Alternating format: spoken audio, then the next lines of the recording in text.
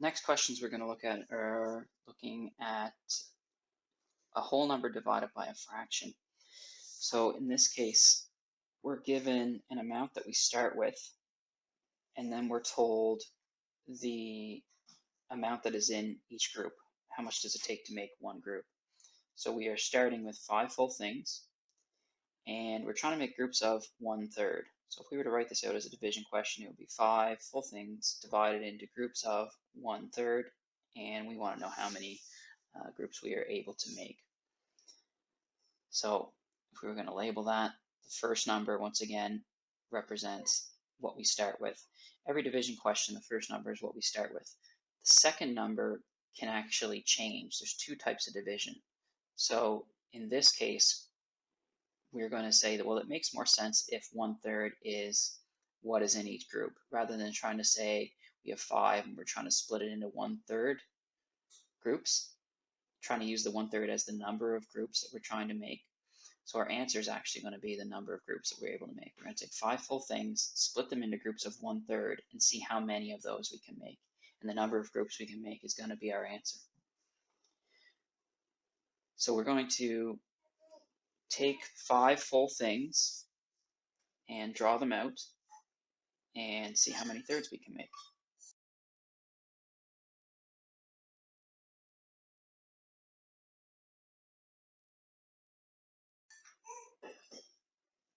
So there's our 5 full things, and I'm going to quickly split them into thirds. The fact that I'm going to split them into thirds comes from that denominator there in the second fraction.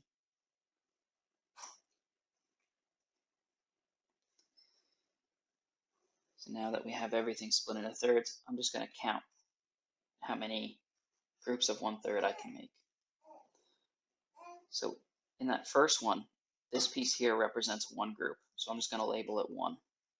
This is going to be our second group. So this is 2. This is our third group, so that's 3. So if I had one full thing, I could make 3 groups. So 1 divided by 1/3 is 3. I'm going to highlight what one group looks like. So this part in red here, that's what one group looks like. This would be our second group. That's a whole other group. This is our third group. And if we're going to do a fourth group, it would look like that one. They're all the same size, so I'm just going to label them out. 13, 14, 15 full groups I'm able to make. Every group contains 1/3. So our answer is going to just be 15. It's a whole number answer. A lot of students may want to try and say that it's 15 thirds. I understand the denominator where it's coming from, but we were able to make 15 full groups. So there is no denominator in our answer.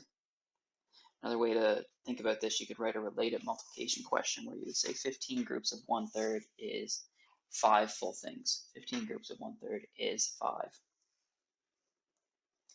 So what about if we started with 4 full things and we were trying to make groups of 3/5? How many groups would we be able to make? So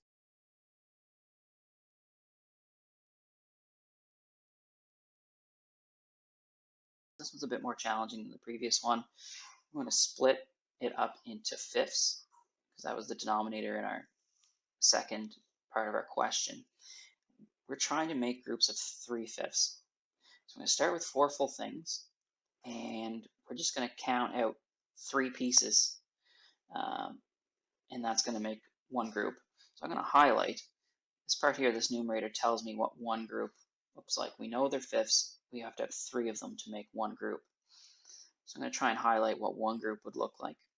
It would contain 3 pieces. Make that a little bit easier to see. One group contains 3/5, 3 pieces. So that would be one group. If I was trying to make another group, I'd move, okay, so there's another group. I have to get into my second full rectangle to make a second group. So I'm going to start to label these. This time when I label them, I'm going to assign them to groups. So I'm actually going to label 3 pieces with the same number. So this would be, this fifth right here would be a part of group 1. This would be a part of group 1, and this piece would be a part of group 1. Those are the 3 pieces that I would need to make group 1. This piece would then be in group 2. That would be in group 2. So if I had one full thing, I would make one full group but I wouldn't be able to make my second group. I got to go into my next rectangle to finish off my second group. So there's 3 pieces to make a second group. So once again, these 3 pieces make up one group. That's what one group looks like. How many of those can I make? So I'm just going to keep labeling.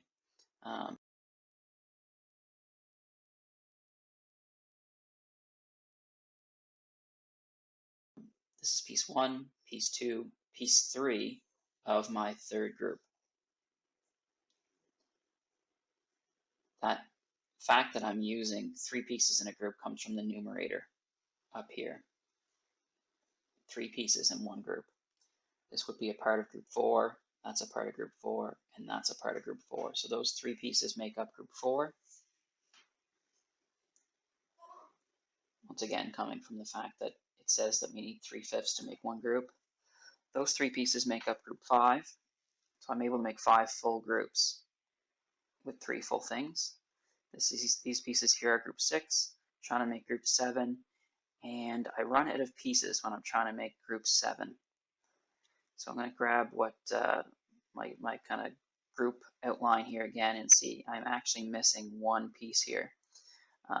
So let's write down our answer. I was able to make 6 full groups of 3/5. 6 full groups of 3/5. When I tried to make my 7th group, I had 2 pieces. I needed 3.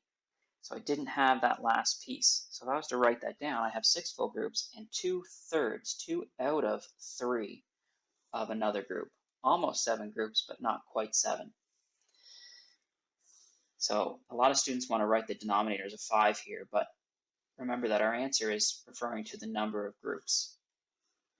So we were able to make 6 full groups of 3/5 and then 2 pieces out of the 3 to make another group. I was to write that as a division question, 4 divided into groups of 3/5. I'm able to make 6 full groups and then 2/3 of another.